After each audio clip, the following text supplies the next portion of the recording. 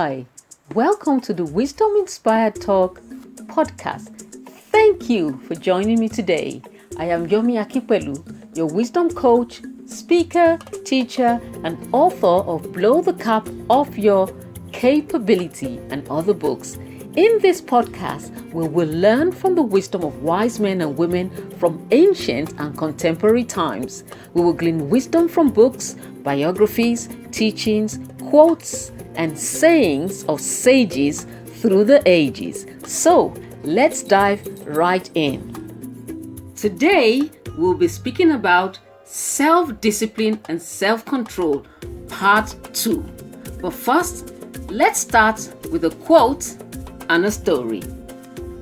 Kopkopmeyer said, "I have found 999 keys to success, but none of them work without self-discipline." Now for the story. When he was diagnosed with ADHD as a child, his kindergarten teacher told his mom, "Michael can't sit still. He can't be quiet. He's not gifted. Your son will never be able to focus on anything."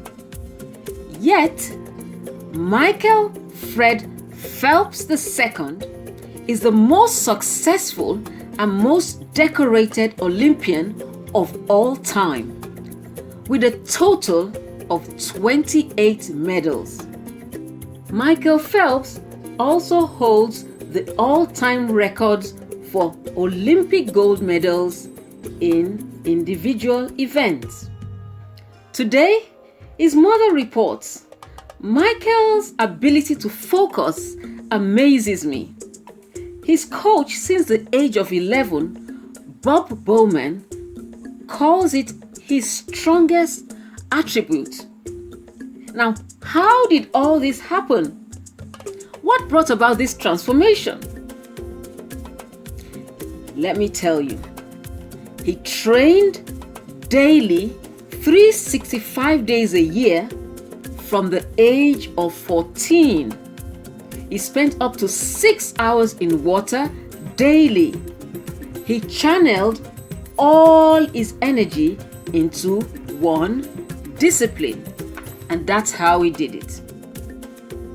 You see, in life, we either discipline ourselves or we are disciplined by the world or by life. I personally prefer to discipline myself. That's why it's called self-discipline. Because when life disciplines you, it's more painful and can be, embarrassing. So better discipline yourself than let others do it. You know, sometimes when I try to correct my kids and they resist, I tell them, you can either learn from me, the easy way, or you can learn from UHK. What? What is UHK? University of Hard Knocks. You will learn discipline one way or the other, either by doing it yourself or attending the UHK. You got it, the University of Hard Knocks. Discipline and motivation are two sides of the same coin. If you have the motivation you need, discipline is no problem whatsoever. But if you lack motivation, discipline is always a problem. But you can't wait for motivation to begin. You have to begin with self-discipline and then let motivation catch up later. Vince Lombardi said, "Once you learn to quit, it becomes a habit." So, self-discipline will help you to avoid quitting. You have to give yourself more and bigger whys so you can keep wanting to put in the effort to grow. Start with the why in mind. Discipline is the bridge between goals and accomplishment, and that bridge must be crossed every day. Over time, that daily crossing becomes a habit. Self-discipline means you are taking responsibility for your life. It means that you know that you're the boss of you. Self-discipline means I am taking responsibility for my life, and it means that I know that I'm the boss of me. Gandhi says the difference between what we do and what we are capable of doing would suffice to solve most of the world's problems if we will only do what we are capable of doing. We would solve a great many problems. Steve R. Covey says, discipline is the commitment to do what we should do in a consistent way. You see, once you have a burning yes inside you about what is truly important, it's very easy to say no to the unimportant. Successful people are those who discipline themselves to work almost all the time on high-value tasks. So why is there a difference between what we actually do and what we are capable of doing? What will make up the difference and close the gap between what we do and what we are capable of doing? I've discovered that it's not talent, it's not more time, it's discipline, self-discipline. Successful people are highly self-disciplined.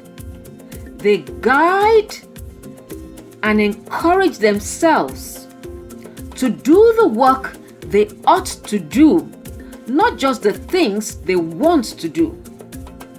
They do the things that they should do, and they do it in a consistent way. Now that's what takes them from average to good, and from good to great. We grow when we do things we know we should do, even when we don't feel like it. Every time we do what we don't feel like doing, and we do it well, we develop and strengthen our discipline muscles. Our lives improve only when we take chances and risks. Take action before you feel like it. Discipline is commitment to do what you should do in a consistent way. Self-control is doing what you should do, when you should do it, whether you feel like it or not. Discipline, my friend, is the difference maker, the bridge between what we do and what we are capable of doing. Small daily disciplines, although seemingly insignificant, when done consistently over time, yields staggering results. Self-discipline is absolutely essential for success. Henry Morton Stanley, a Welsh explorer, said, "Self-control is more indispensable than gunpowder." And that is all for today. Until next time, keep on growing in wisdom and maturity. Blow the cap off your capability. Be unstoppable. Be awesome. I'm cheering you on.